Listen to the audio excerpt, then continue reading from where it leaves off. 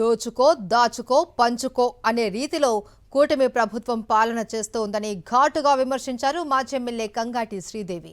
Medical కాలేజీల ప్రైవేటీకరణకు వ్యతిరేకంగా కర్నూలు జిల్లా పత్తికొండలో వైఎస్ఆర్సీపీ ఆధ్వర్యంలో కోటి సంతకాల సేకరణ కార్యక్రమంలో పాల్గొన్నారు కంగాటి శ్రీదేవి. పేద ప్రజల ఆకాంక్షలను పరిగణలోకి తీసుకోకుండా ఏకపక్షంగా తీసుకున్న నిర్ణయాన్ని వెనక్కి తీసుకోకపోతే వైఎస్ఆర్సీపీ పోరాటాన్ని ఉధృతం చేస్తోందని హెచ్చరించారు మాజీ ఎమ్మెల్యే కంగాటి శ్రీదేవి. ఆదోన్లో అంటే పత్తికొండకు సరౌండింగ్ లో అంటే 25-30 కిలోమీటర్ల దూరంలోనే మెడికల్ కాలేజీ సుమారుగా అందరం చూసాము.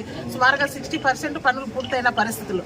అలాంటివన్నీ కూడా ఈ రోజు ప్రైవేట్ పరం చేస్తే దీనికి అర్థం ఏంటి?